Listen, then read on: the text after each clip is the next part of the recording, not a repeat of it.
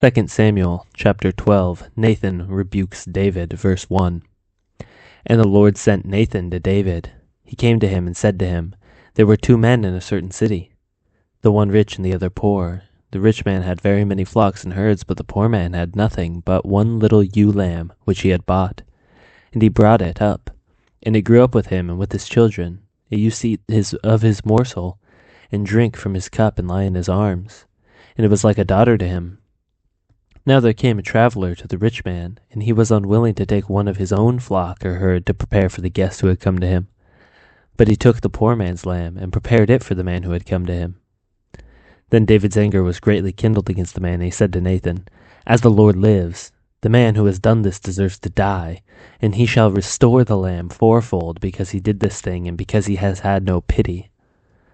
Nathan said to David, You are the man. Thus says the Lord, the God of Israel, I anointed you king over Israel. I delivered you out of the hand of Saul, and I gave your master's house and your master's wives into your arms, and gave you the house of Israel and of Judah. And if this were too little, I would add to you as much more. Why have you despised the word of the Lord, to do this evil in his sight? You have struck down Uriah the Hittite with the sword, and have taken his wife to be your wife, and have killed him with the sword of the Ammonites. Now, therefore, the sword shall never depart from your house, because you have despised me, and have taken the wife of Uriah the Hittite to be your wife. Thus says the Lord, Behold, I will raise up evil against you out of your own house, and I will take your wives from before your eyes, and give them to your neighbor, and he shall lie with your wives in the sight of the sun. For you did it secretly, but I will do this before all Israel and before the sun. David said to Nathan, I have sinned against the Lord. And Nathan said to David, The Lord also has put away your sin. You shall not die. Nevertheless, because by this deed you have utterly scorned the Lord, the child who is born to you shall die. Then Nathan went to his house. David's child dies, verse 15.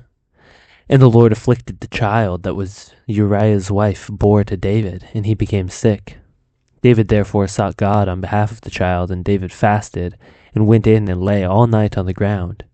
And the elders of his house stood beside him, to raise him from the ground, but he would not, nor did he eat food with them.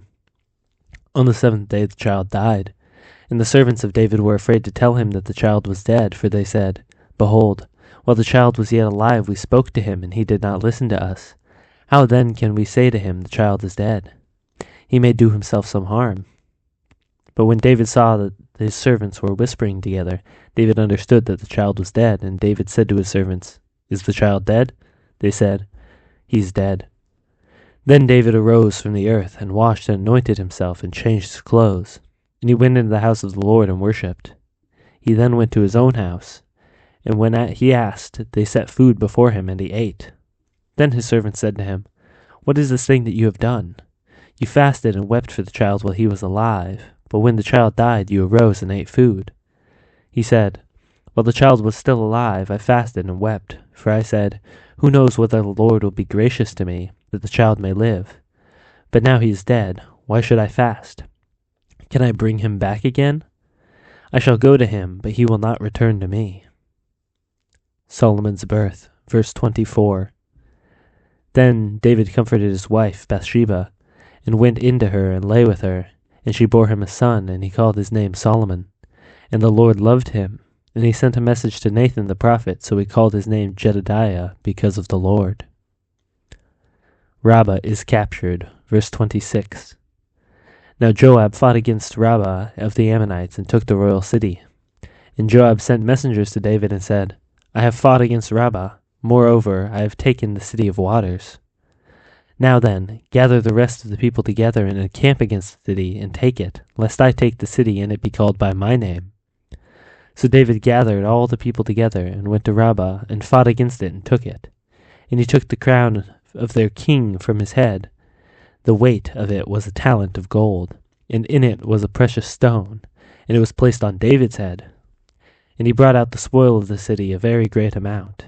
And he brought out the people who were in it, and set them to labor with saws, and iron picks, and iron axes, and made them toil at the brick kilns. And thus he did to all the cities of the Ammonites. Then David and all the people returned to Jerusalem.